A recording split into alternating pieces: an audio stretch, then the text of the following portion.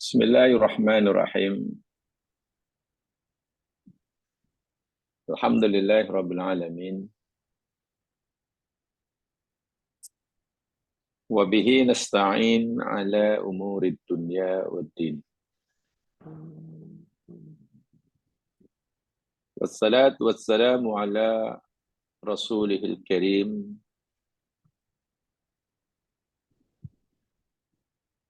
nabina wa rasulina Muhammad wa ala alihi wa ashabihi wa atba'ihi wa man ihtada bihadyihi wastanna bisunnatihi wa salaka ala tariqihi ila yaumil la raiba fihi.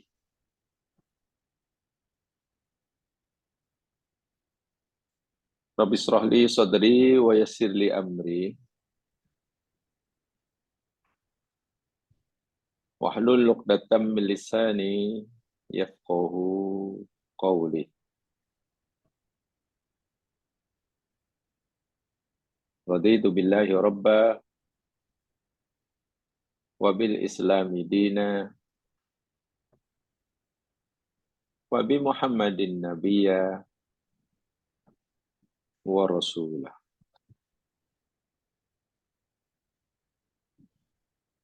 Rabbana la tu'akhidna in nasina aw akhtana.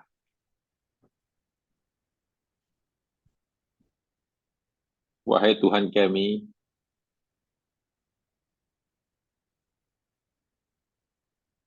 janganlah Engkau siksa kami jika sekiranya kami terlupa ataupun kami tersilap. Amin ya rabbal alamin.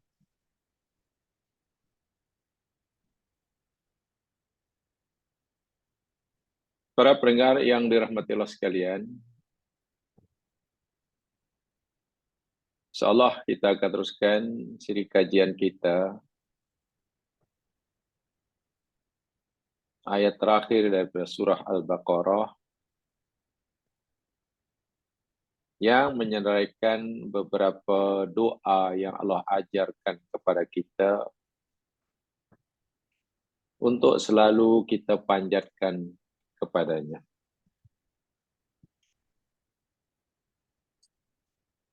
Pada siri yang lepas,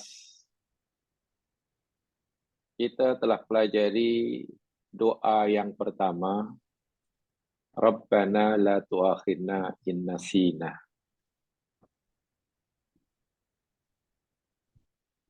Dan tumpuan fokus kajian kita minggu lepas berkaitan dengan kalimah in nasina, lupa.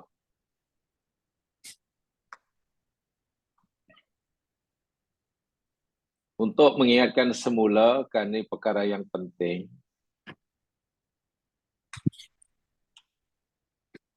jika menurut syariat Allah yang Allah tetapkan, sama dalam Al-Quran ataupun melalui hadis Nabi,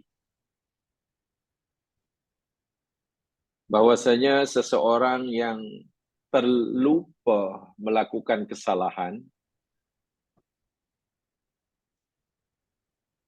sama ada kesalahan tersebut kerana meninggalkan suruhan ataupun terlanggar larangan oleh sebab lupa, Allah memberitahu kita, Rasulnya beritahu kita, orang tersebut tidak akan ditimpa atau dikenakan hukuman, terlepas daripada balasan. Tidak ada rekod kesalahan Itu syariah yang kata. Permasalahannya, jika orang yang terlupa itu tidak dikenakan hukuman dan tidak ada rekod dalam catatannya, kenapa Allah suruh kita berdoa kepadanya, ya Allah, jangan engkau siksa kami jika kami terlupa. Bukankah dia sendiri yang memberitahu kita, jika kita lupa, tak dihukum, tak disiksa. Lalu kenapa Allah suruh kita berdoa ini? Jadi yang lepas kita telah pelajari sebab yang pertama, rahsia yang pertama. Bahwa rupa-rupanya lupa ini ada dua macamnya, dua jenisnya. Ada lupa yang makdur, maknanya dimaafkan, tidak direkodkan amalnya, tidak dikenakan apa-apa balasan. Dan ada lupa yang ghairu makdur atau madmum. Lupa tapi dikenakan tindakan. Lupa sebagai sifat manusia yang tidak dipengaruhi oleh apa-apa faktor luaran, ya karena sifat semula jadi manusia, itu tidak mengapa. Buat salah tak dikira. Tapi kalau dia lupa kerana tidak ada keazaman yang kuat untuk mengingat, maka ia jatuh cuai. Seperti mana yang kita pelajari minggu lepas. Dah tahu waktu zuhur dah masuk. Lalu dia tidak segera sembahyang zuhur umpamanya. Dah pukul 2 tau. Ya bukan begitu sibuk terus kalah. Nantilah bukan dia berazab, bukan dia berniat untuk tidak solat zuhur. Dia tahu dah masuk solat zuhur dan juga ada keinginan untuk solat, tapi dia nak tahu nantilah sibuk kerana asyik dengan apalah kesibukan sehingga masuk waktu asar sehingga terlupa melakukan solat zuhur pada waktunya. Terlupa yang macam inilah yang dikenakan balasan. Dikenakan hakikatnya orang itu tercela karena cuai. Nah, jenis yang lupa yang kedua inilah yang Allah ajar kita doa ini. Ya Allah, janganlah engkau siapkan bila kami terlupa. Terlupa yang kedua itulah. Dan itu sering kali. Dan di sini menunjukkan betapa luasnya rahmat Allah kepada hambanya. Nah, itu ya. Itu jawapan yang pertama. Kemudian jawapan yang kedua, lihat dalam nota itu, al-wajhusani fil jawab, dalam notanya, ayakuna hadad du'aun ala sabili takdir. Doa yang Allah ajarkan, Rabbana la tu'akhina inasina itu, adalah ala sabili takdir. Itu dalam konteks apa ya? Takdir. Takdir maknanya satu ketetapan. Dalika linahaulal mu'minin ala dzakaru hadza du'a kanu muttaqin lillahi haqqa tuqatih. Ini karena orang-orang mukmin yang benar-benar bertakwa, orang-orang mukmin yang benar-benar beriman,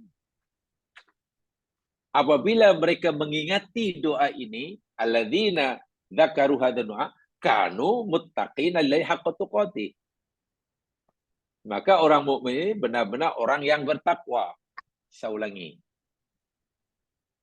Doa ini Allah suruh kita panjatkan ala sabilit takdir. Ini satu ketetapan. Sehingga maksudnya orang-orang mukmin bila ingat doa ini sentiasa Rabbana la tuakhidna in nasina Rabbana, dan sentiasa ia memanjatkannya, maknanya ia benar-benar mukmin yang bertakwa. Kenapa begitu? Karena apapun perintah yang Allah berikan kepadanya, perintah yang berat ke, perintah yang ringan ke, atau perintah apa sajalah, selagi itu suruhan Allah, ia akan melakukannya. Dia tidak melihat, tidak terlalu memandang perintah itu wajibkah, perintah itu sunatkah, perintah itu disukaikah. Karena ia Allah yang suruh, dia akan buat. Itu maknanya orang mukmin yang muttaqin. Maksudnya begini, katalah kita ambil makna nisyan yang pertama. Yakni lupa, dan orang lupa tak akan disiksa oleh Allah. Orang mukmin tahu bahwa bila aku lupa, Allah tak akan siksa. Tahu. Tapi bila Allah suruh kita berdoa, Rabbana tu'akhidna in nasina, dia pun akan baca itu doa, baca doa itu juga. Walaupun Allah dah beritahu bila ia lupa pun, Allah tak akan timpakan siksa. Kenapa ia lakukan? Lalu buat apa? Mungkin lalu buat apa? Ia memberikan doa itu. Sedangkan ia tidak disiksa. Kenapa mohon pada Allah? Agar Allah tak sia dia. Saya ulangi sekali, orang mukmin yang sebenar, bila dapat perintah daripada Allah, sama perintah itu wajib ke, perintah itu sunat ke, perintah itu hanya disukai ke, asal perintah itu datang daripada Allah, ciri orang mukmin yang benar-benar mukmin dan bertakwa, dia pasti akan buat. Jadi Allah mengajar ini. Mengajar ini. Apa yang Allah suruh buat? Apalagi yang berat-berat. Apalagi yang fardu-fardu. Yang biasa pun dia akan dilakukannya.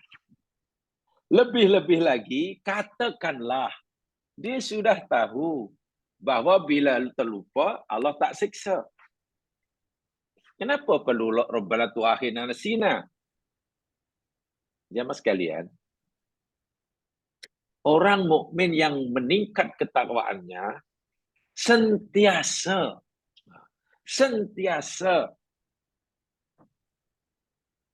kemungkinan melakukan dosa kerana terlupa, ima lupa pertama, ima lupa jenis yang kedua itu sentiasa ada. Saya ulangi. Orang mukmin yang sebenarnya bertakwa, kemungkinan melakukan kesalahan walaupun karena terlupa, ima lupa jika makna pertama atau kedua itu sentiasa ada. Kemungkinan itu ada. Walaupun dia tidak mengetahuinya. Jadi orang mukmin yang sentiasa merasa, rasanya pastilah aku buat kesalahan ini. Walaupun aku lakukan kerana terlupa. Walaupun aku tak tahu kesalahan apa yang aku lakukan, aku tak tahu. Aku kerana terlupa. Dia tak tahu. Tapi ia sentiasa memastikan perbuatan itu berlaku.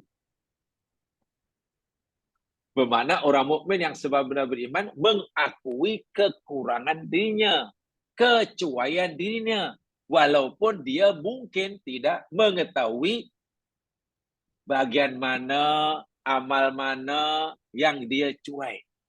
Ini bagus. Ini bagus. Dia belum mengetahui atau tidak mengetahui kecuaian dalam beramal, tidak bermakna dia tidak mungkin melakukan kecuaian. Ya macam mana ya? Saya tak merasa cuai. Saya tak merasa cuai. Itu tidak bermakna kita tidak mungkin cuai. Hanya karena kita tak tahu tang mana kita cuai. Nah inilah orang mukmin yang sebenar. Orang mukmin yang katalah tidak nampak kesalahannya. Oh, saya tak nampak salah. Mana saya salah? Saya tak rasa salah. Jadi buat apa saya minta ampun pada Allah? Saya tak salah. Orang mukmin yang tak tahu kesalahannya, walaupun cari-cari, tidak bermakna ia bebas dari kesalahan. Karena kemungkinan besar si mukmin yang hatinya, walaupun hatinya lembut tadi, sebenarnya buat salah, di mana kesalahan itu dia tidak mengetahuinya. Jadi kita tidak mengetahui apa kesalahan kita, bukan bermakna kita tidak ada kesalahan. Paham di situ? Saya ulangi. Bila kita tidak tahu kesalahan kita, tak nampak kesalahan kita, tidak bermakna kita tidak ada kesalahan. Bila kita tidak tahu kecuaian kita dalam beramal, tidak bermakna kita tidak pernah cuai. Hanya karena kita tak tahu di mana cuainya. Sebab itu orang mukmin sentiasa ingat ni. Macam manalah aku kalau benar-benar aku dah buat salah. Walaupun aku tidak mengetahui di mana salahku. Tapi tidak bermakna aku tak buat salah. Walaupun aku tak tahu di mana kecuaianku dalam beramal. Tidak bermakna aku tak pernah cuai dalam beramal. Halus sungguh. Allah ajar orang mukmin itu seperti itu jiwa dia.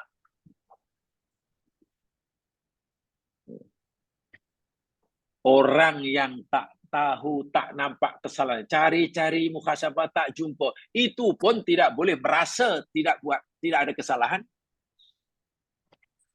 Apalagi orang yang tahu kesalahannya tak merasa bersalah. Oh, itu lagi teruk. Itu lagi teruk. Itu alasan yang kedua. Sebab yang kedua. Dan yang ketiga, al-wajhut talis disaringkaskan, lihat dalam nota. Al-wajhut talis, alasan ketiga, rahsia ketiga, kenapa Allah suruh kita baca Rabbana la tu'akhidna sina walhal bila kita terlupa tidak disiksa.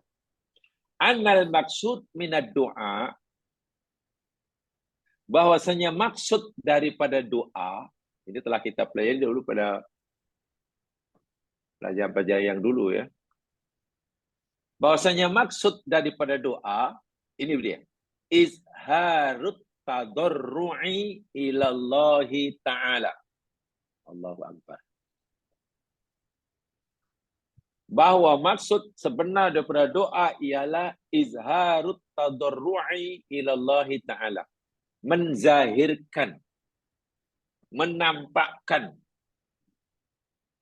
mengekspresikan tadarru', rendah diri, merasa hina, merasa fakir, menzahirkan rendah diri, kehinaan dirinya di hadapannya yang mulia, menzahirkan kefakiran dirinya di hadapan dia yang maha kaya, menzahirkan betapa kotornya diri ini di hadapan dia yang maha suci, mengakui dan menzahirkan betapa fakirnya diri ini di hadapan dia yang maha kaya. Itu doa. La talabul fi'li. Doa tidak semestinya meminta sesuatu. Ini yang telah kita pelajari ya. Doa secara umum ada dua ya. Doa secara umum ada dua. Ini siri yang 3 minggu lepas ya. Doa tu ada dua. Doa ibadah, doa masalah. Ada ingat ya? Doa ada dua. Doa ibadah, doa masalah. Doa ibadah puji-pujian. Zikir. Doa masalah ada dua. Ada yang masih ingat? Doa masalah ada dua. Satu. Apa satu? Ya tak? Satu dan dua. Doa masalah ada dua. Yakni nomor satu dan nomor dua. Itu dia. Sama ada. Yang dalam masa itu pertama yakni untuk daf'ul mafasid, daf'ul darurat, menolak kerusakan, menolak madarat, atau jalabul masalih, jalabul manafi', menarik, meminta kemaslahatan atau manfaat. Kan yang kita doa, yang masalah kita pada Allah, doa meminta. Yang kita minta dua ya, yang masalah dalam doa masalah. Sama ada yang kita minta ini agar Allah beri kita kebaikan, keselamatan, manfaat, bla bla bla bla bla. Atau kita memohon pada Allah agar Allah jauhkan kita daripada bencana, jauhkan kita daripada musibah, jauhkan kita dari kesengsaraan. Dan nah, doa yang Allah suruh kita panjatkan, Rabbana la tu'akhidna, itu saya bukan doa masalah, tapi itu doa ibadah. Tujuannya yakni kita hendak menzahirkan tadarruk kita. Kenapa dikatakan itu doa ibadah? Sedangkan isinya doa masalah. Jangan engkau siksa kami. Itu kan doa masalah. Mohon agar Allah jauhkan kita dari siksanya. Ya, kerana Allah sendiri dah beritahu kita, jika kita terlupa, Allah tak siksa. Allah sendiri kata pada kita, bila kita terlupa, Allah tak siksa. Bila begitu, kenyataan dia, hakikatnya, kenapa Allah suruh kita berdoa? Lalu apa yang kita nak minta?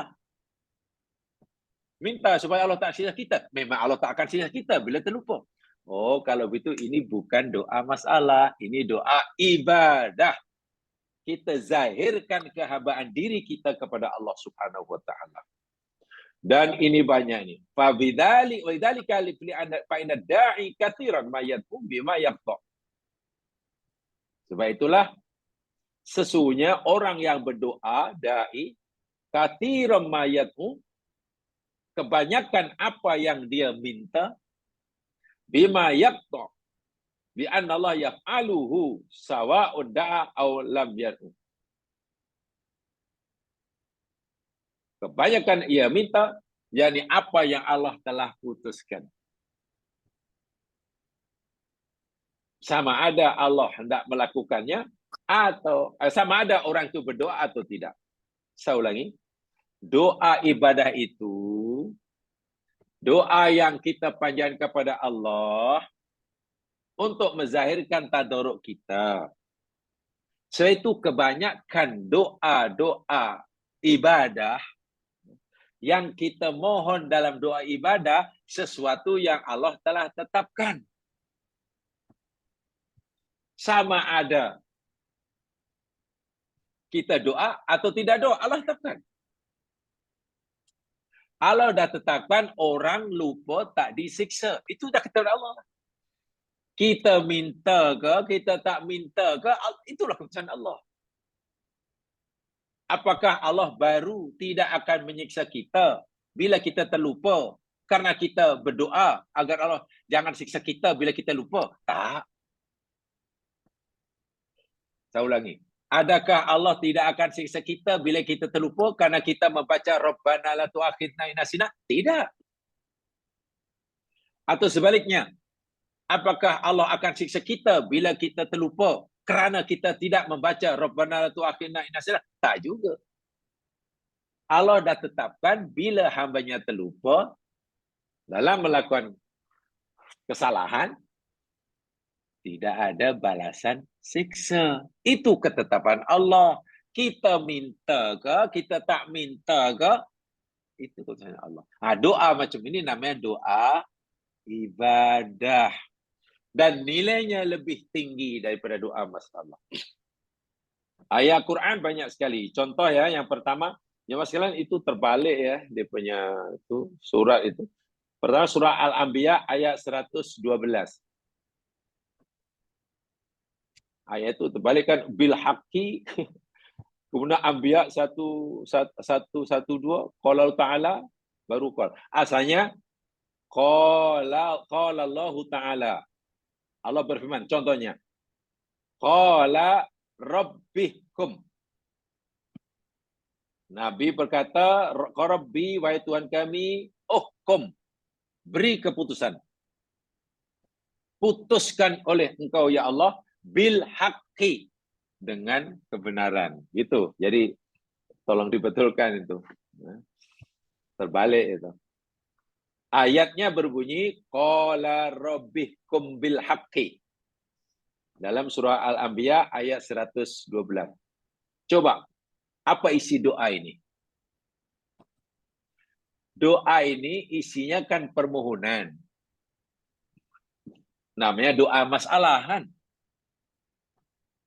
Apa yang kita minta, apa yang diminta oleh Nabi dalam ayat ini? Mohon kepada Allah agar Allah memberikan keputusan dengan benar. Ibarat orang yang tertuduh memohon kepada yang arif Tuan Hakim, yang arif Tuan Hakim, tolonglah beri keputusan pada kes kami dengan adil seadil-adilnya. Itu kan doa. Masalah pertanyaannya, adakah Allah baru akan memberikan keputusan terhadap hambanya dengan benar kerana hambanya meminta? Tidak kan? Jika hambanya tidak minta pada Allah, Rabbihkum bilhaq, lalu Allah akan memutuskan apa hamba yang tidak adil? Tidak juga. Kita mohon kepada Allah ke, tak mohon pada Allah ke, agar Allah memberikan keputusan yang adil dan benar, Allah tetap lakukan. Karena itu takdir. Itu dah keputusan Allah. Kalau begitu, walaupun dalam ayat ini, dalam doa Rabbihkum bil haqqi, ini nampaknya di segi zahir doa masalah, tapi hakikatnya ini doa ibadah. Paham ya? Jadi kalimatnya macam doa masalah, tapi maksudnya doa ibadah. Kita puji Allah. Lainlah kalau Tuan Hakim. Itu lainlah. Kita ada kes, tunggu masa untuk diputuskan kes kita selepas berjuang berkian minggu, naik turun mahkamah, ketika peguam bela kita berlawan hujah dengan pendakwa raya, tiba masa untuk kita yang hari Tuan Hakim, ini permohonan saya yang terakhir kepada yang ada di majlis mahkamah yang mulia ini. Tolonglah beri keputusan yang adil terhadap diri saya dalam kes ini. Itu permohonan jelas. Boleh jadi Tuan Hakim akan mengabulkan, boleh jadi tidak. Boleh jadi Tuan Hakim akan putuskan dengan adilnya, boleh jadi tidak. Tapi kita mohon ini kepada Allah. Kita mohon agar Allah beri keputusan adil ke tak adil ke, Allah tetap adil. Ya, itu maksudnya. Contoh yang kedua, Ali Imran 194.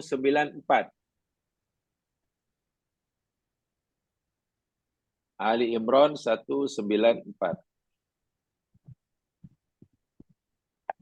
Rabbana wa atina ma wa'adtana ala rusulika wa la tukhzina yawmal qiyamah. Ali Imran 194. Rabbana, wahai Tuhan kami, wa atina, dan berikanlah ya Allah kepada kami, ma wa'adtana, apa yang engkau telah janjikan kepada kami, ala rusulika, ke atas atau melalui utusan-utusan engkau, wala tukhzina, dan janganlah engkau ya Allah hinakan kami, yaumal qiyamati, pada hari kiamat. Coba jamaah tolong dijawab, boleh on-kan punya audio. Doa yang Allah ajarkan dalam ayat 194 Al-Imran ini, doa ibadah atau doa masalah dari susunan ayatnya. Wahai Tuhan kami, berikan pada kami apa yang kau janjikan pada kami melalui Rasul engkau. Doa ibadah atau doa masalah.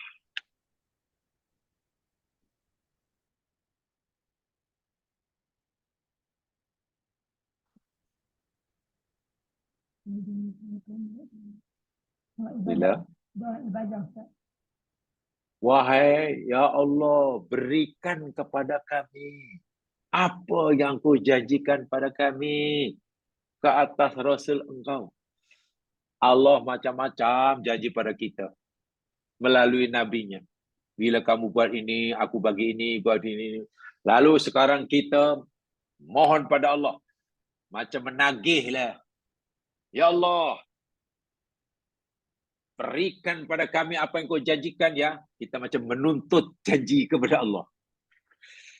Baik, doa ini dari segi kalimatnya ibadah atau masalah. Doa puji-pujian atau doa permohonan.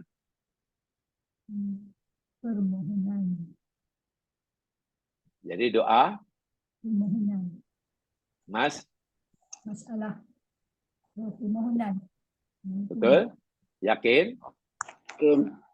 Yakin ah? Ya. Okey. Pertanyaannya, kita mohon pada Allah agar Allah tunaikan janji pada kita kan?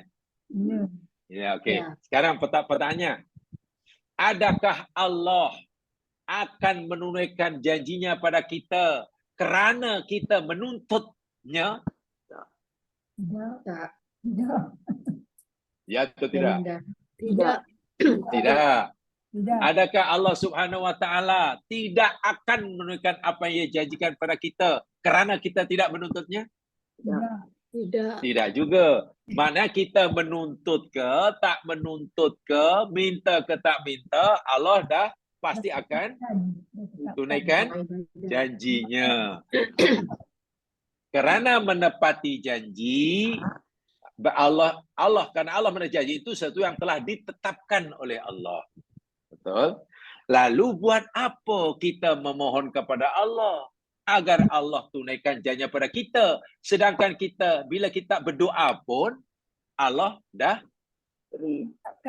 akan tunaikan.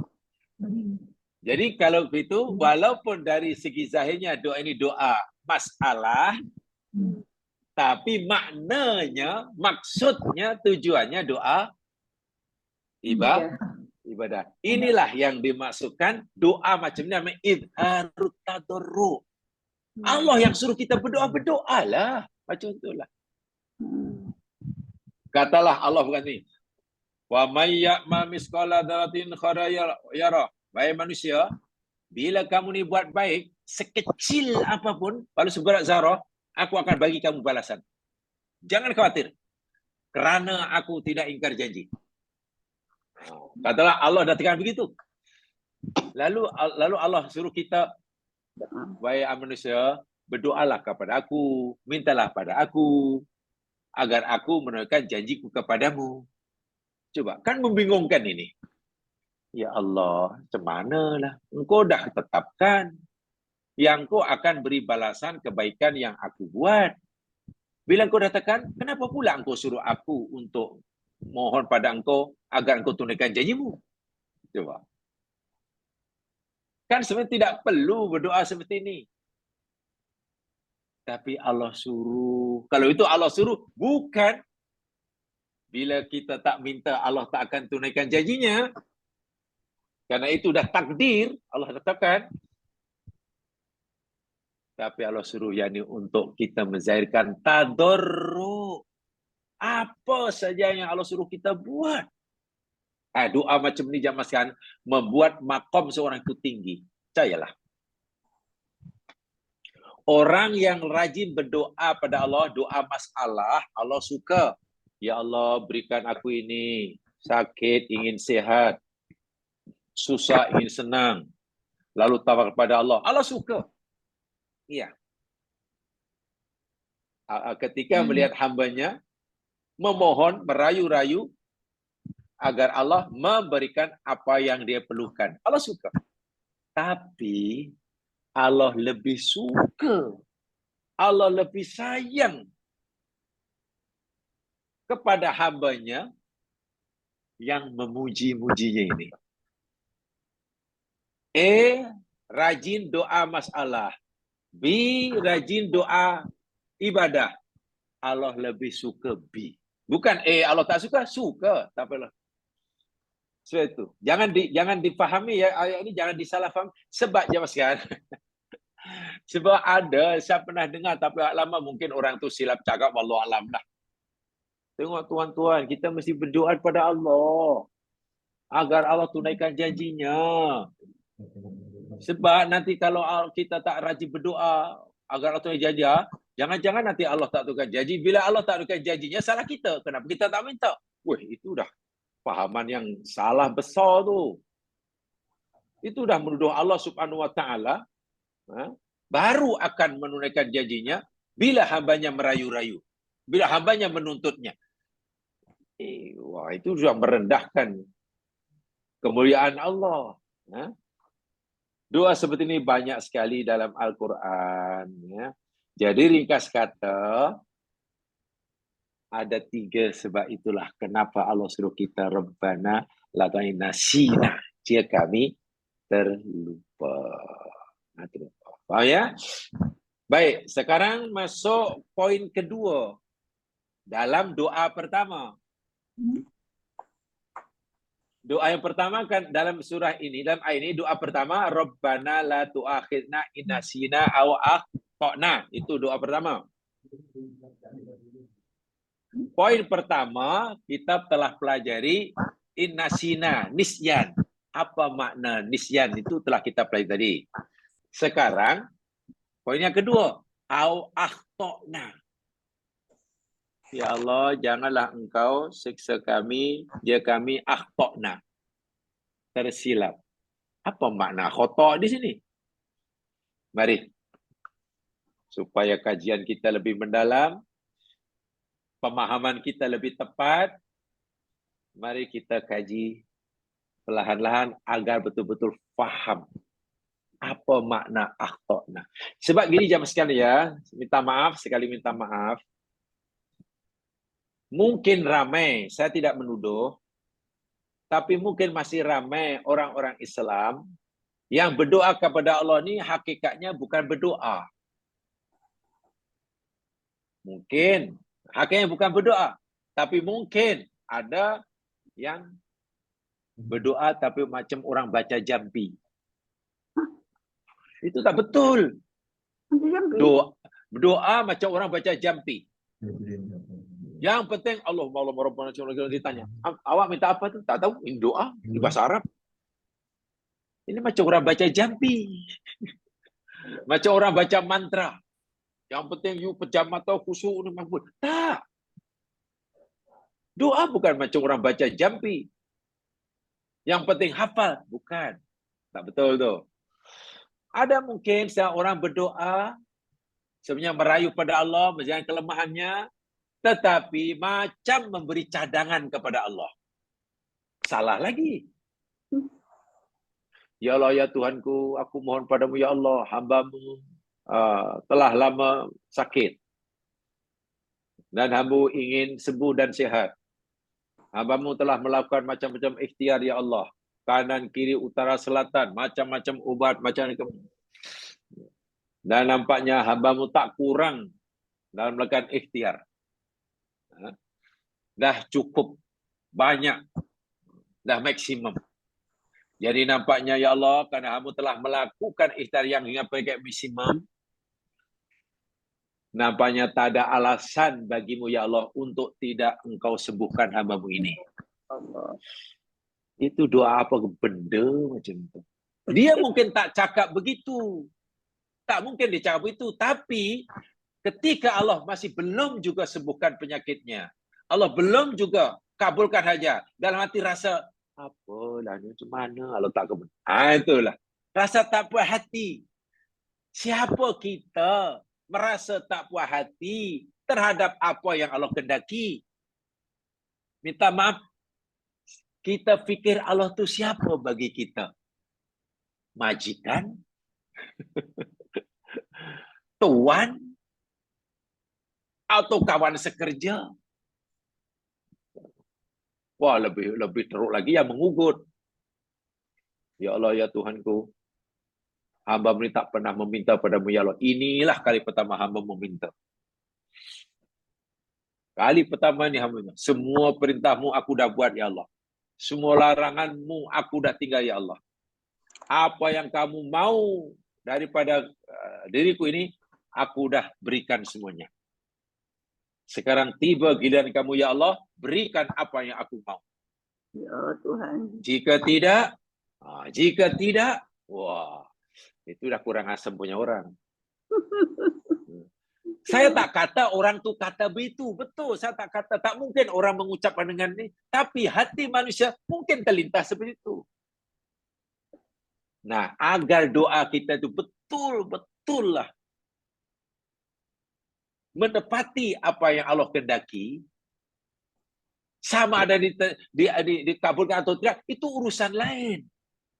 Benar kita bermohon, punya keinginan, bila kita berdoa pada Allah, Allah kabulkan. Itu keinginan kita. Tapi, berpulang pada Allah kabulkan atau tidak. Sebab itu yang penting bagi kita sebelumnya bukan makbul atau tidaknya. Yang penting bagi kita berdoa itu pastikan doa itu sesuai dengan kehendak Allah. Itu saja. Makbul atau tidak itu kehendak Allah, kita tak perlu campur tangan. Ibaratnya bila Allah kata berdoalah kamu pada aku, kita lakukan doa itu sesuai dengan ketentuan Allah. Itu saja. Bila Allah katakan begini, mesti kamu faham begini, ya sudah. Lalu kita, ya Allah, kalau aku dah buat seperti yang kau katakan, adakah kau makbulkan? Itu urusan aku. Kamu tak perlu campur tangan. Bila aku menghendaki, aku kabulkan. Dan aku akan memberikan kamu yang terbaik. Jika yang terbaik menurut aku, kata Allah, buat kamu, aku tak kabulkan permintaan Tuhanmu yang satu ini, ya terima saja. Karena itu yang terbaik. Allah akan sentiasa memilihkan yang terbaik buat hambanya. Jika hamba itu telah mengikuti syariatnya. Jika hamba itu telah berdoa sesuai dengan syariat Allah, maka Allah suka. Dan Allah akan pilihkan yang terbaik baginya. Salah satu contoh yang terbaik itu tidak dikabulkan permintaannya. Itu sudah difahami betul tuh. Sebab biasanya orang berfikir, bila doanya dikabulkan, baginya, yang terbaik baginya, jika doa itu dikabulkan, bila Allah bagi sesuai dengan kehendaknya, itu yang terbaik. Tapi bila Allah tidak beri sesuai dengan kemauannya, itu bukan yang terbaik. Ini kesilapan yang besar bagi seorang hamba yang mukmin.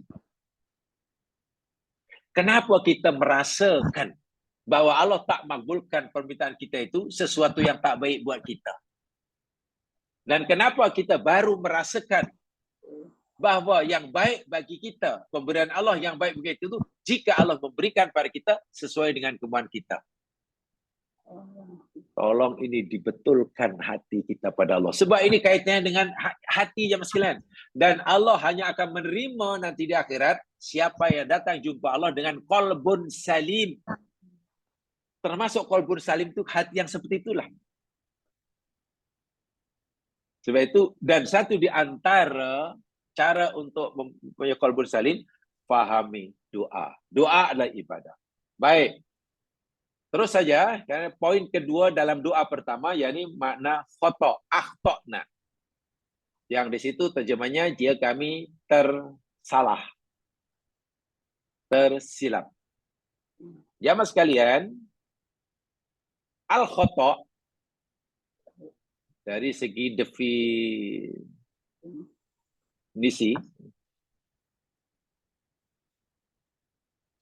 definisi khata' itu apa?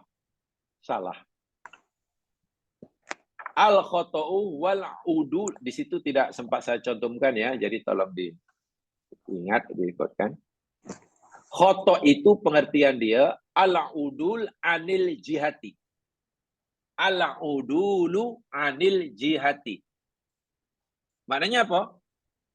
Salah atau kesalahan itu ialah berpaling dari arah tujuan yang sebenar. Itu maknanya salah. Definisi salah ialah berpaling dari arah tujuan yang sebenar. Contoh mudah dahulu ya. Kita nak pergi ke Kajang. Kajang itu tujuan yang sebenar pepergian kita pagi ini. Tuh. Bila kita keluar berjalan, bawa kereta dan betul-betul sampailah ke Kajang, maknanya perjalanan kita betul. Okay. Tapi kalau niat kita nak pergi mana? Kajang. Tiba-tiba destinasi yang terakhir kita bukan sampai Kajang, tapi sampai Lumut. Itu namanya salah. Ya, larilah. Kita masak, nak masak apa ini? Oh, saya nak masak tom yam. Ini bahannya tom yam. Maknanya tujuan akhir, arah terakhir yang kita tuju, maknanya tom yam. Masak, bla bla bla bla bla. Dah siap, tak jadi tom yam. Itu namanya khotok. Namanya khotok. Solat, okay? Kita nak solat. Solat itu Allah telah tetapkan tujuan akhir, matlamat akhir. Tapi solat yang kita lakukan tidak mencapai matlamat akhir. Kita berpaling. Sama ada berpalingnya terlalu jauh, atau sedikit, atau sekian degree, dipanggil khotok. Paham ya? Allah suruh kita puasa. Lalu kita berpuasa. Puasa itu Allah dah tetapkan tujuan akhirnya untuk apa. Tiba-tiba walaupun kita telah selesai berpuasa, kita tidak mencapai matlamat akhir. Jadi apa namanya, objektif akhir itu tak tercapai daripada puasa kita. Ya mungkin menyimpang, menyeleweng sikit, ada yang jauh. Kalau menyelewengnya jauh sangat, Allah suruh ke depan, tapi ke depan, itu memang bukan, itu hyper khotok namanya. Tapi kalau menyelewengnya sekian degree, itu khotoknya sedikit. Jadi besar atau kecilnya, banyak atau sedikitnya khotok, itu bergantung seberapa jauh kita menyeleweng, menyimpang daripada matlamat akhir. Pertanyaannya, Allah suruh kita sholat. Dan kita pun sholat. Jawab sekalian, coba siapa ada di antara kita, selepas kita sholat dengan syarat rukun yang kita penuhi, dan lepas sholat kita yakin 100% bahwa sholat kita itu telah mencapai matlamat yang Allah telah tetapkan. Objektif sebenar sholat yang Allah tetapkan. Siapa yang berani, yang yakin 100%? Angkat tangan. Tidak ada kan? Tidak ada. Tak ada, tak berani. Ya, memang tidak ada. Sebab itu kena rahsia kenapa lepas solat Nabi ajar kita istighfar banyak-banyak. Allahu Akbar. Astagfirullah, astagfirullah. Lepas balik haji, kenapa Allah suruh istighfar banyak-banyak? Itu akhir surah. Jamaah boleh baca ayat terakhir surah Al-Muzammil bagian terakhir. Dahulu pernah saya sampaikan. Saya nak beri satu contoh. Idza jaa nasrullah wal fathu. Surah Al-Fathu. Apabila telah datang pertolongan Allah kepada engkau wahai Muhammad. Wal fathu, dan Allah telah beri kamu kemenangan. Allah telah tolong kamu dalam perjuangan dakwahmu Muhammad, dan Allah telah memberikan kejayaan, kemenangan ke atas kamu sehingga kamu bisa membebaskan kota Makkah. Hebat tu, Nabi berjuang tu. Wa ra'aitan nas yadkhuluna fi dinillahi afwaja. Dan engkau akan melihat saat itu manusia berbondong-bondong, berduyun-duyun memeluk agama Allah. Umat Islam makin ramai Muhammad. Berduyung-duyung. Allah bagi kamu macam-macam pertolongan. Kota Makkah yang dahulu menghalau kamu, telah kamu kuasai semula, merdekakan. Orang memeluk agama Islam ramai. Baik. Apa yang Allah sebutkan itu kesalahan Nabi ataupun perbuatan baik Nabi? Sila buka ya on-kan saja ni sebab saya ingin dialog. Perbuatan Apabila pertolongan Allah telah sampai pada Muhammad, apabila Allah telah beri kamu kemenangan membebaskan mereka, dan kamu melihat ramai manusia memeluk agama Islam kerana dakwah kamu.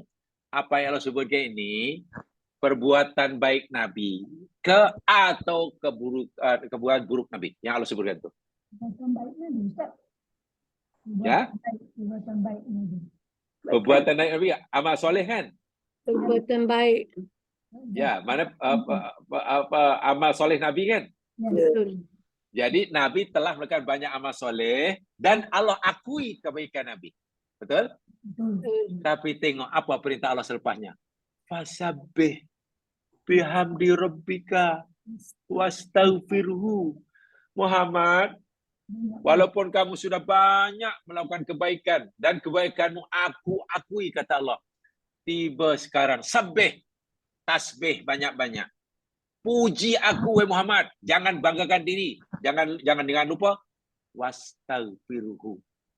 Minta ampun. Allahu Akbar. Minta ampunlah kamu kepadanya. Kalaulah Allah sebutkan kesalahan Nabi sebelumnya, lalu Allah suruh Nabi minta ampun, senang kita faham. Muhammad, karena kamu melakukan kesalahan, minta ampun sekarang. Ini tidak. Allah sebutkan senarai kejayaan Nabi, amal soleh Nabi. Dan Allah iktiraf. Perintah selepasnya, suruh perbanyakkan tasbih, suruh perbanyakkan puji-pujian pada Allah, suruh perbanyakkan istighfar. Coba kalau jamaah ingin memahami ayat itu mungkin tidak mudah. Sebab semacam ada perlawanan, macam kontradiktif antara satu sebagai kontradiktif. Lalu apa kesalahan Nabi? Inilah jamaah sekalian. Sering kali dalam hidup ini kita tidak tahu kesalahan apa yang kita lakukan. Tapi saya ulangi, jangan hanya kita tidak tahu dan tidak dapat mengesan kesalahan kita lakukan, bermakna kita tak buat salah. Apalagi pada Allah. Inilah yang Allah suruh tutup kesalahan itu. Bila kita tidak mau diancam dengan azab, la tu'akhidna in nasina aw akhtana. Dalam sungguh tu maknanya ya mas sekalian. Dalam sungguh. Lepas solat suruh istighfar, lepas tolong orang istighfar, lepas qiyamul lail istighfar. Balik haji suruh menangis-nangis istighfar. Masya Allah. Kalau Nabi yang jika Rasul telah berjaya melakukan dakwahnya hingga sebesar itu dan Allah iktiraf kejayaannya, itu pun Nabi disuruh Allah untuk banyak istighfar. Lalu siapa kita? Seringkali manusia ini tuh jamaah sekalian enggan bermohon ampun karena merasa tak buat salah dan tidak menemukan kesalahannya. Dan dia fikir bila ia tidak menemukan kesalahannya, tak dapat mengesan kesalahan, dia merasa tak bersalah. Itulah kesalahan yang besar. Kata guru saya dahulu dengan bahasa yang agak berpusing-pusing. Orang yang bersalah tidak merasa bersalah, itulah kesalahan sebenar. Ya, itu kesalahan sebenar. Orang yang gagal mengesan kesalahannya, lalu dia fikir ia tidak punya kesalahan, itulah kesalahan yang akan terus-menerus memperdayakan dia. Jadi akhtana ini, Allah suruh kita baca selalu, satu di antara rasanya gini. Sebab sering kali perintah Allah yang kita lakukan, tidak mencapai sasaran matlamat yang Allah tetapkan. Mungkin menyimpang. Saya beri satu contoh sedikit ya. Contoh sebenarnya nanti salah atau tidak supaya kita paham. Coba jamaah lihat di dalam Al-Quran surah apa ya? Surah At-Taubah. Surah At-Taubah.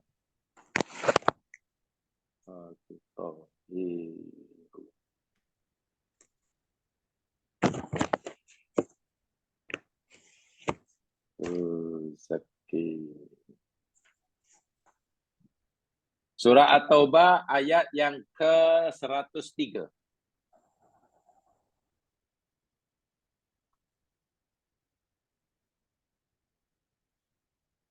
Tadi saya katakan, apakah pengertian salah? Akhtona bila kami salah, ya Allah tersilap. Apa tuh salah tuh pengertian dia? Salah itu yakni suatu yang menyeleweng, menyimpang daripada tujuan yang sebenar. Yang sebenar.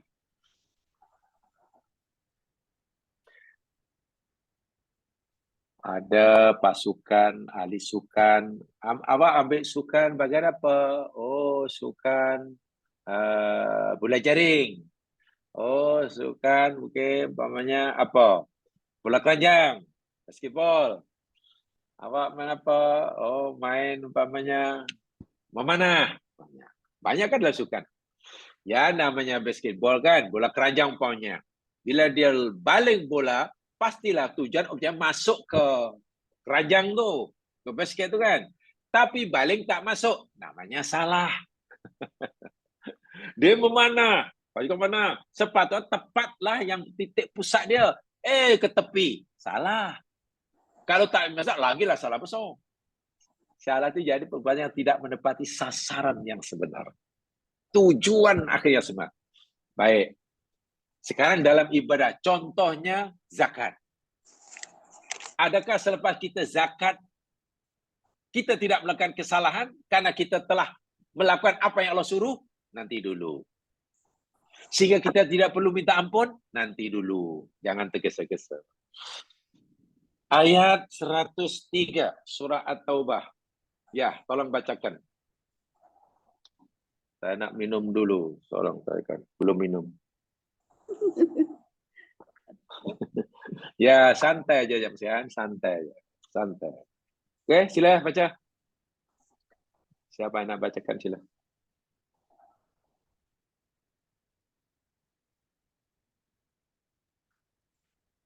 Cuba Ustaz ya. Sila. A'udzubillahi minasyaitonirrajim. Khudz min amwalihim shadaqatan tutahhiruhum wa tuzakkihim biha wa salli alaihim. Inna salataka sakanun lahum wallahu sami'un alim. Ayat ini perintah Allah kepada Nabi sebagai Rasulullah, sebagai ketua, kepala, presiden negara. Apa perintahnya? Khud, Muhammad, ambil, kutip. Min amwalihim, sebagian dari harta mereka, kaum kamu, sahabat kamu itu, kamu ambil, kamu kutip. Sodakotan sebagai sodakoh wajib, namanya zakat. Jadi zakat ni rupa-rupanya boleh dipaksa untuk membayarnya orang yang tak mau bayar. Kalaulah income tax pun dikejar-kejar kalau tak bayar.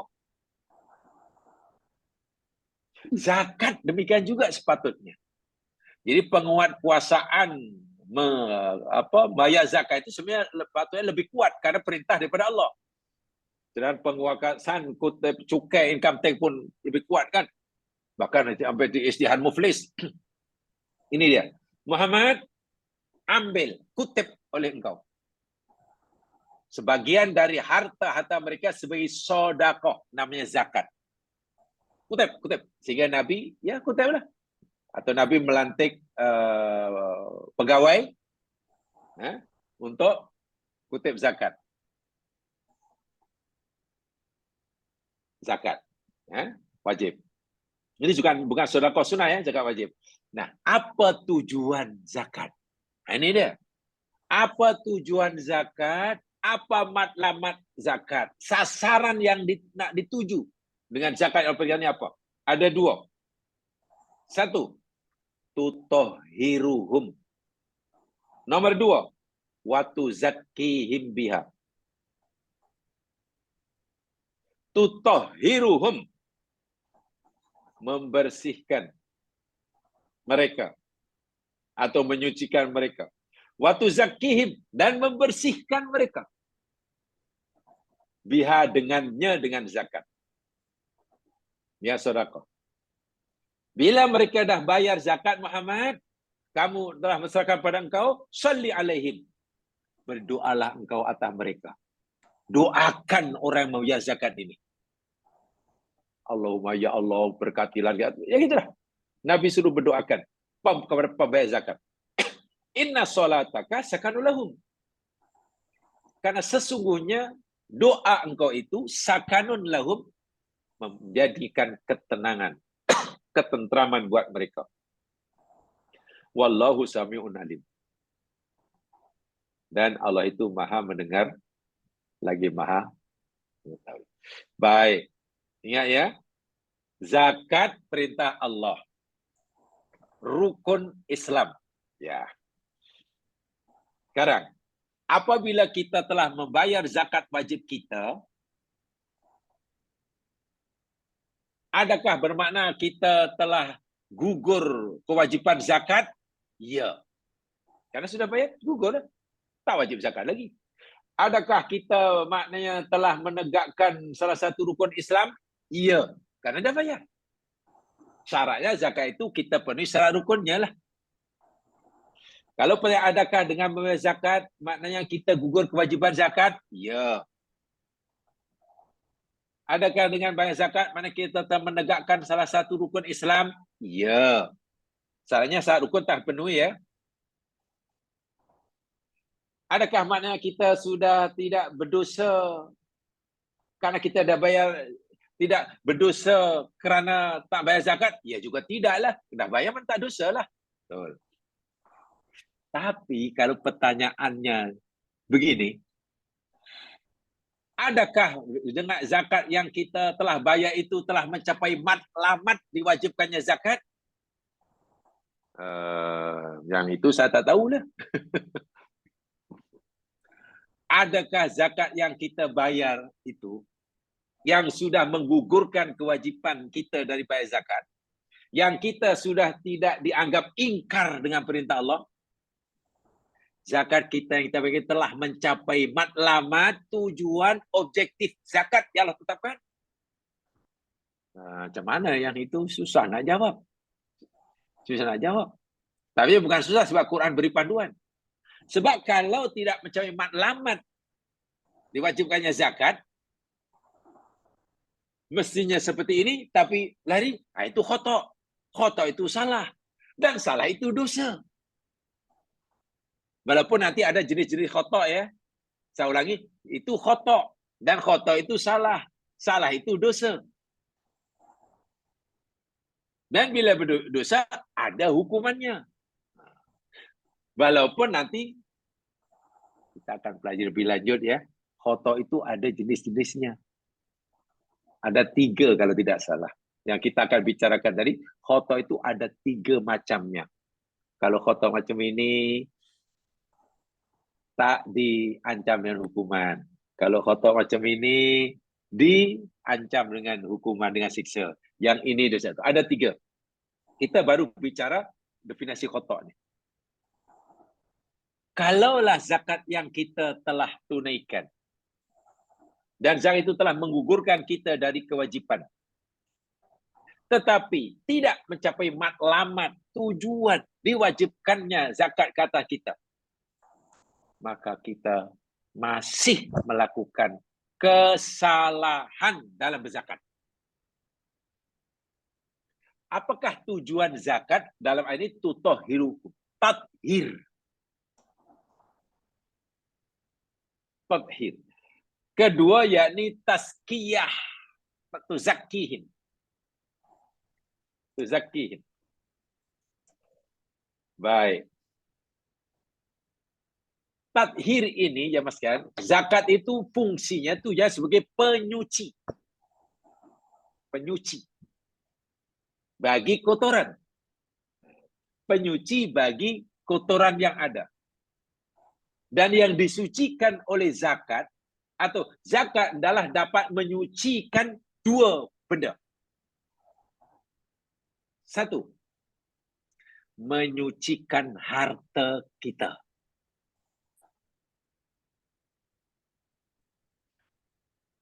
Menyucikan harta halal kita. Saya katakan, zakat fitrah itu, zakat itu menyucikan harta halal kita.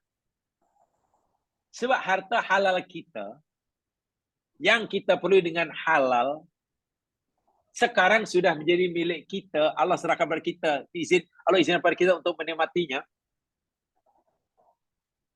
Sebetulnya kita belum boleh menikmatinya 100%. Karena harta kita yang kita beli dengan halal itu masih kotor. Macam mana halal boleh kotor? Kan kita boleh. Ya, karena dalam harta kita yang halal itu masih bercampur dengan hak orang lain. Dengan hak orang lain. yakni hak fakir miskin. Kalau kita mau suci, harta kita yang halal itu mau suci, apa yang jadi hak orang lain, hak fakir miskin lah khasnya, kita keluarkan.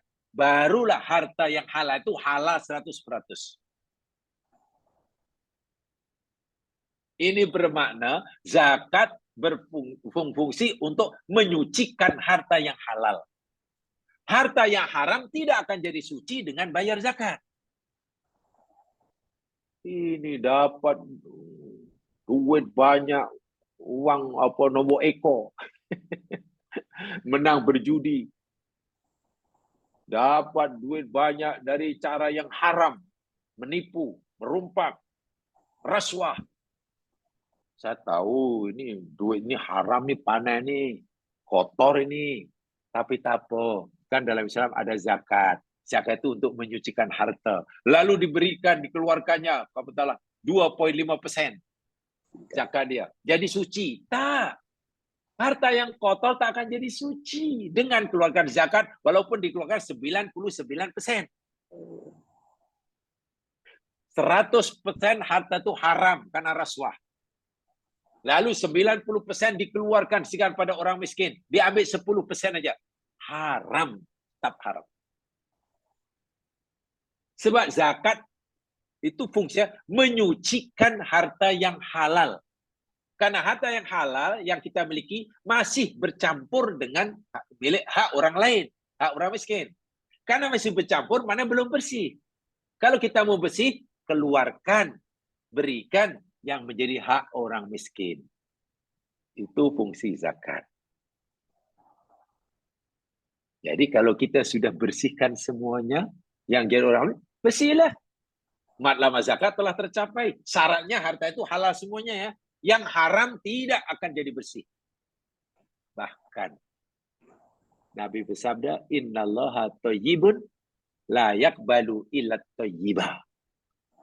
Allah itu bersih, baik, dan tidak mau menerima kecuali dari yang baik. Orang dapat nombor ekor 100.000. Lalu disedekahkan 50.000 untuk buat surau di kampung. Dia ambil 50 saja. Yang 50 di tangannya itu kotor, haram. Dan sedekah yang diberikan untuk bantu atau buat 50.000 itu pun tidak dapat pahala. Allah tolak. Karena Allah hanya menerima sedekah. Allah itu baik dan yang mau menerima sedekah yang baik. Adakah orang itu dapat pahala? Tetap tidak mendapat pahala. Walaupun memberikan 50.000. Habis bagi yang menerima macam mana? Bagi yang menerima diharuskan menerimanya. Orang susah, berhak mendapat pertolongan. Lalu ada orang datang menolongnya. Maka yang hendak menerima pertolongan tidak perlu tahu dari mana sumber orang itu memberikannya tadi. Daripada halal atau haram tidak jadi masalah. Karena yang menerima orang susah tadi tidak terlibat apa-apa dalam melakukan kesalahan. Tapi yang memberikannya, jika diberikan itu benda yang haram, ia tetap berdosa dan tidak mendapatkan pahala. Jadi zakat hanya membersihkan harta yang halal, bukan membersihkan harta yang haram. Macam mana harta haram ini supaya bersih? Dapat rasuah berapa? 2 juta. Wih, ini panen ni kotor semua. Macam mana supaya bersih? Keluar zakatnya tak bersih. Macam mana supaya jadi bersih? 2 juta yang mana? Berikan balik pada yang memberinya. Berikan balik pada yang memberinya. Dan bagi nasihat kepada yang memberi itu, lain kali jangan cuba nak memberi rasuah. Ada orang curi. Berapa? 10,000. Kotor semuanya. Macam mana supaya jadi bersih? Pulangkan baliklah 10,000 kepada yang jadi mangsanya. Itu satu. Yang kedua ini yang susah. Fungsi zakat, tujuan zakat. Menyucikan atau membersihkan hati kita. Daripada hubbud dunya. Sifat semula jadi manusia ini sangat-sangat mencintai ad-dunya. Dan yang ada dunia itu termasuklah harta. Quran sebut dalam surat yang lain, wa innahu li hubbil khairi lasyadid. Salah satu punca manusia ini banyak menderhaka kepada Allah kerana cintanya yang bersangatan kepada harta benda. Orang sanggup menipu, sanggup berkelahi, bergaduh, bercakaran, bermusuhan, bahkan berbunuh, berebut harta. Adik-beradik mungkinlah putus hubungan kerana harta. Anak mungkin menyaman kedua ibu bapanya yang membesarkan, melahirkannya, bawa ke mahkamah pun kerana harta. Tengok. Karena cintanya kepada harta. Li hubbil khairi lasyadid dalam surah Al-Adiyat. Allah mau hati orang mukmin ini bersih. Tidak lagi dikuasai oleh harta. Tidak lagi diperdaya oleh hartanya. Bukan dikuasai oleh hartanya, tapi dia menguasai hartanya. Sehingga bila mana Allah katakan keluarkan, dia akan keluarkan. Karena hartanya tidak diikat dalam hatinya. Abu Bakar pernah menyedekahkan seluruh hartanya untuk membiayai peperangan Tabuk. Bayangkan. Umar bin Khattab menyedekahkan separuh kekayaannya untuk biaya perang Tabuk. Bayangkan. Sahabat-sahabat Nabi rela memberikan makanannya kepada orang yang lapar, sedangkan dia sendiri dan keluarganya kelaparan. Mana hati sahabat ini hatinya sudah bersih daripada mencintai harta benda. Lebih mencintai Allah yang memberikannya. Itu tujuan zakat. Jadi bila kita sudah berzakat, harta kita sudah bersih karena tak bercampur lagi dengan hak orang lain. Hati kita sudah bersih daripada hubbud dunya. Bahkan Allah puji sahabat-sahabat Ansor mendahulukan kepentingan orang lain dari atas diri sendiri. Mereka punya makanan untuk keluarganya, rela diberikan pada tetamunya, sehingga tetamu yang kenyang, dirinya kelaparan. Itu. Bila zakat kita mencapai makna itu, maknanya zakat kita betul. Bukan sekadar menggugurkan kita daripada kewajiban zakat, zakat kita betul. Tapi kalau zakat kita walaupun sudah menggugurkan kewajiban, tapi tak dapat membersihkan harta daripada masih bercampur dengan hak orang lain, dengan zakat kita, hati kita masih terpaku, terikat. Hubbud dunya istilahnya. Masih terkena wa innahu li hubbil khairi lasyadid. Zakat kita belum mencapai sasaran yang ditetapkan. Karena tidak atau belum mencapai sasaran itu yang ditetapkan, maknanya kita masih melakukan khata'. Khata'. So itu lepas zakat, karena kita belum mencapai sasaran, astagfirullahaladzim, ya Allah ampunilah, ya Allah ampunilah. Minta ampun. Inilah yang Allah bagi kita ruang, ya mas sekalian. Yang benar-benar Allah dengan sifat kasih sayangnya memberikan ruang dan peluang pada hambanya untuk tidak jemu-jemu mohon ampun. Karena kesalahan ini rupanya datang dari mana-mana. Kanan, kiri, depan, belakang, atas, bawah, siang, malam, pagi, petang. Kesalahan itu sentiasa dilakukan oleh kita. Ima yang disengajakan, atau tidak, nanti ada jenis 3 kesalahan ya, kotor itu. Ini yang dimaksudkan. Maka kesalahan-kesalahan inilah satu di antaranya yang kita disuruh oleh Allah, mohon agar Allah tidak siksa kita. Yakni kesalahan sering berlaku, walaupun kita telah melakukan suruhan Allah, boleh jadi suruhan Allah yang kita lakukan itu tidak atau belum mencapai menuju arah tujuan yang sebenar. Masih menyeleweng, menyimpang, mengitu. Allahu Akbar. Salat demikian juga, haji demikian juga. Sebab setiap perintah Allah dalam Al-Quran, pasti Allah tunjukkan apa tujuan Allah suruh kita buat begitu. Apa manfaat yang perlu kita raih daripada melakukan perintahnya. Bila Allah larang kita melakukan perbuatan, Allah tunjukkan, beritahukan apa keburukan di sebaliknya. Keburukan apa yang akan menimpa kita bila kita melanggar larangan tersebut. Itu tujuan-tujuan itulah yang perlu kita pikirkan. Baik, jemaah sekalian, mungkin ada yang ingin bertanyakan, saya buka seluas-luasnya. Apa yang kita pelajari pagi hari ini, siapa yang ingin bertanya, saya persilakan. Okay. Now, the floor is yours. The floor is yours. Ya, silakan.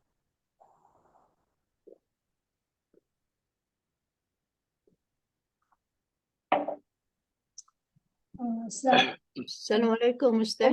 Assalamualaikum warahmatullahi wabarakatuh. Sila.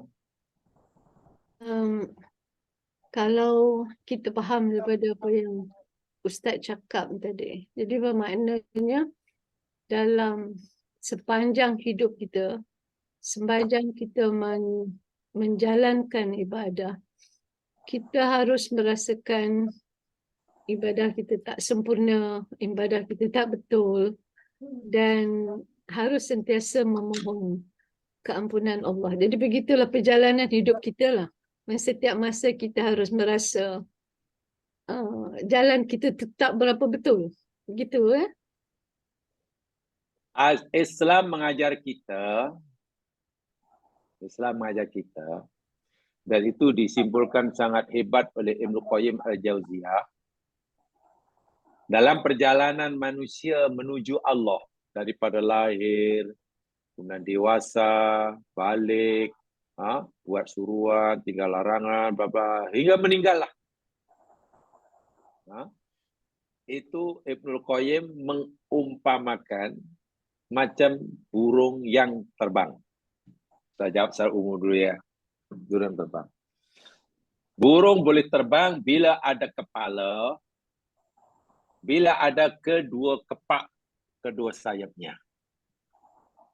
Kalau hilang salah satu daripada 3 ini, burung tak boleh terbang. Ada sayap kanan kiri sepasang, tapi kepala tak ada, mati ya. Kepala ada, tapi sayap kanan je, kiri tak ada, boleh ke terbang? Sejak dia. Ibarat kita dayung sampan, pendayungnya kita, tapi kita dayung sebelah kanan aja, kiri tak pernah. Kemana sampan itu pergi? Dayung sampan sebelah kanan aja. Pusing. Agak-agak. Berpusing. Ya. sampai tu pimei tang tu. Di situ je dia. Nah, jadi kena lengkap. Ini perubahan Ibnu Qayyim. Dalam beribadah, manusia ini dalam beribadah selama hidupnya hingga jumpa Allah mesti ada 3 ini. Kepala dan 2 kepak. Kepalanya namanya al-hub. Hub itu cinta. Rasa cinta, mahabbah kepada Allah. Itu satu. Yang perlu ditanamkan. Kepak itu ada 2. Yang kanan namanya khauf, takut. Yang kiri namanya roja, harapan. Jadi dalam beribadah sama ada buat yang disuruh atau tinggal yang di tengah, 3 perkara ini tidak boleh ditinggalkan salah satunya. Mesti dilaksanakan dilakukan secara serentak. Dalam melakukan perintah, katalah dalam melakukan sholat banyak. Pastikan dalam hati kita ini ada rasa cinta kepada Allah yang menyuruh kita sholat. Nah, rasa cinta ini tidak boleh pura-pura ya Mas Yan. Isu kait cinta itu ya itu kena sentiasa dibaja lah istilahnya. Semakin kita mengenal yang kita cintai, kebaikannya, kehebatannya, cinta itu akan terus tumbuh. Tapi kalau kita tidak kenal yang kita cintai, awak kenal dia, awak cinta dia, cinta. Awak kenal dia? Tak kenal. Awak pernah jumpa dia? Tak. Pernah bercakap? Tak ada. Tapi kita kata cinta. Itu agaknya cinta betul ke? Cinta tak betul. Kita sering begini ni lah dalam hidup ni. Kita kata cinta. Kata, oh saya sangat cinta B. Awak cinta B ni, awak pernah jumpa B ke? Tak pernah. Tahu di mana alamat B? Tak tahu. Tahu ke sifat-sifat perangai B? Tak tahu. Pernah bercakap dengannya? Tak tahu. Tak pernah. Macam mana awak boleh kata cinta B? Yalah, saya cinta-cintalah. Bukan begitu. Cinta pada Allah tu mana kita mesti berdasarkan ma'rifatullah. Panjang itu cintanya. Semakin kita kenal siapa Allah kita dengan sifat-sifatnya yang Quran sebutkan, dengan apa ciptaannya, kehebat, ya timbul cinta itu akan timbul dengan sendirinya. Masya Allah. Rupanya Allah ini maha adil. Rupanya Allah berkuasa. Rupanya Allah mendengar. Nah itu cinta. Bila cinta sudah ada, kepala sudah ada. Sehingga bila kita buat yang disuruh, rasa cinta itu lebih mendominan dalam diri kita.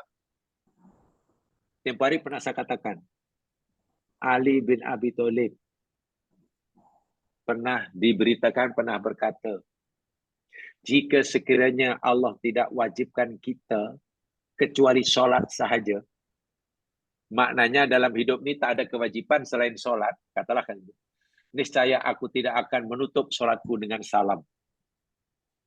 Maknanya Ali akan terus dalam solat dan tak nak salam. Kalaulah tak ada kewajipan lain selain solat. Kenapa? Ali merasakan satu kepuasan yang luar biasa, keasyikan yang luar biasa, kebahagiaan rohani yang luar biasa ketika dalam solat. Karena solat itu yakni kita diberikan ruang sepenuhnya, peluang sepenuh oleh Allah untuk bermukhatabah, berdialog secara langsung tanpa perantaraan. Baca Fatihah kan dialog. Seseorang yang punya masa, punya peluang berduaan dengan kekasih. Bercakap, itu kemuncak kenikmatan itu. Rasul merasakan solat itu qurratul aini. Sesuatu yang membuat hatiku paling bahagia semasa solat. Itu mana masa solat sudah ada hubbun, cinta. Bila cinta sudah ada, disertai dengan rasa khauf. Kepak sebelah kanan, khauf. Ada rasa takut. Ingat dosanya, takut. Ingat siksa yang diancamkannya, takut. Kan? Ingat perasaan kecuaiannya dalam melakukan ibadah, takut. Dan takut inilah yang memberikan kita motivasi untuk selalu berusaha buat yang terbaik. berhati-hati, sentiasa berusaha untuk buat yang sebaik-baiknya. Itu dengan sifat takut. Tapi jangan hanya takut saja. Kalau takut saja kita jadi stres. Mesti ada kepak sebelah kiri. Ibarat burung. Sebelah kiri itu namanya roja. Roja itu harapan.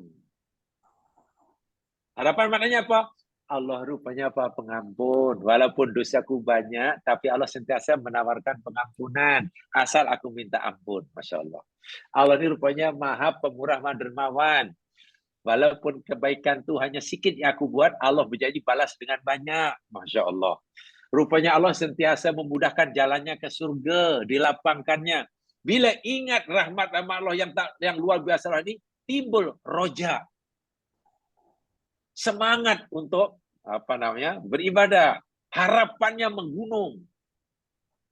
Sikap optimistik hebat. Ketiga ini mesti jadi satu.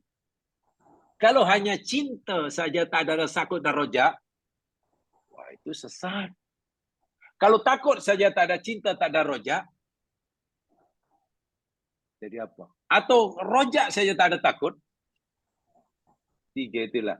Jadi betul kalau dikatakan ada kita hidup ni sentiasa melihat kesedihan, tidak hanya itu. Kena lihat ada perkara yang memberikan kita roja.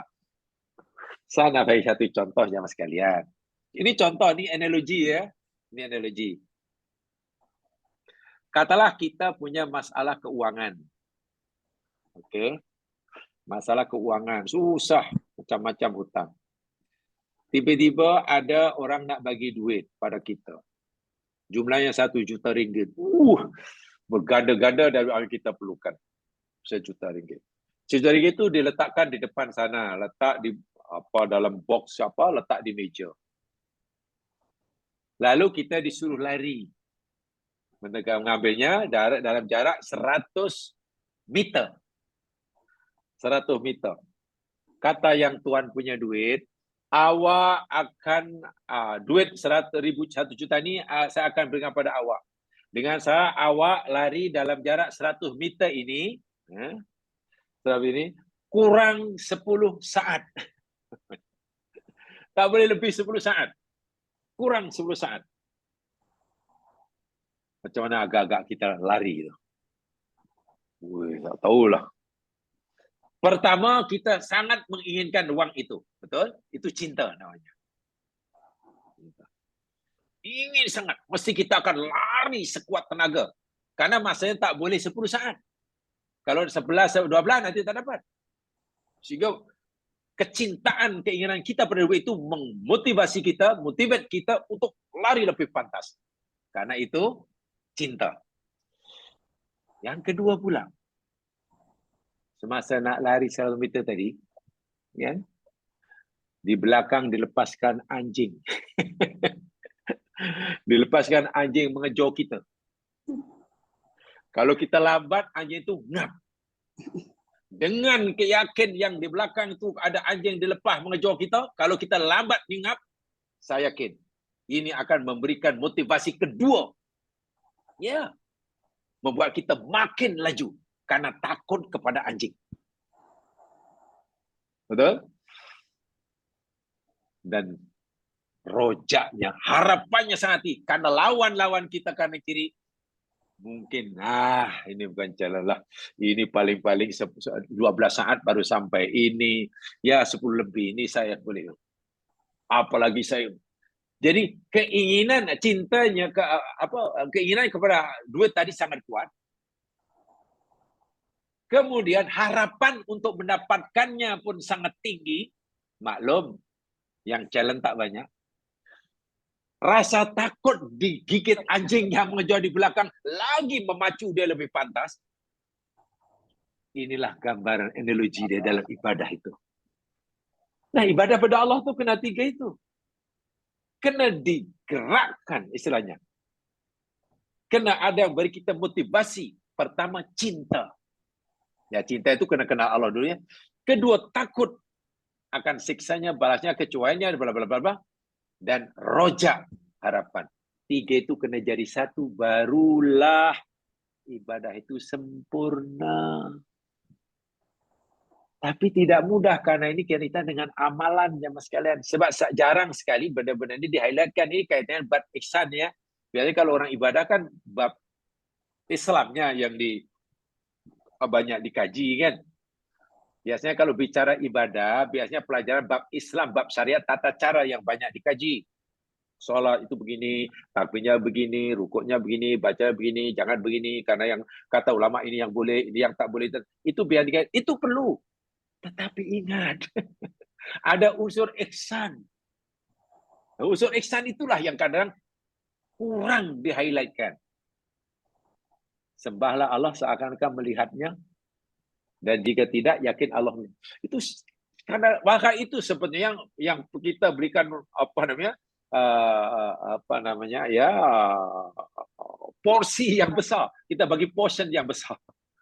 Tapi gitu ya. Jadi pertanyaan tadi ada benarnya tapi juga ada tidak benarnya. Maknanya kalau ala kali dibenarkan supaya masuk kita mesti takut, ya tidak boleh, mesti ada mahabbah dan roja. 3 kena jadi satu. Ibarat kata Ibnu Qayyim, burung boleh terbang ada kepala, ada kepak kanan dan kiri.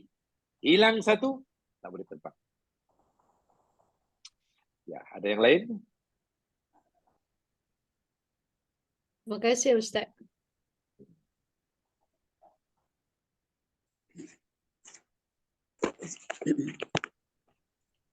Sudah ya, jadi itu aja. Mudah-mudahan memberikan manfaat, bisa menyampaikan. Alhamdulillah kalau dapat dikongsi bersama. Mari tutup dengan bacaan tasbih kifarah dan surah wal asri. Subhanakallahumma wa bihamdika asyhadu an la ilaha illa anta astaghfiruka wa atubu ilaik.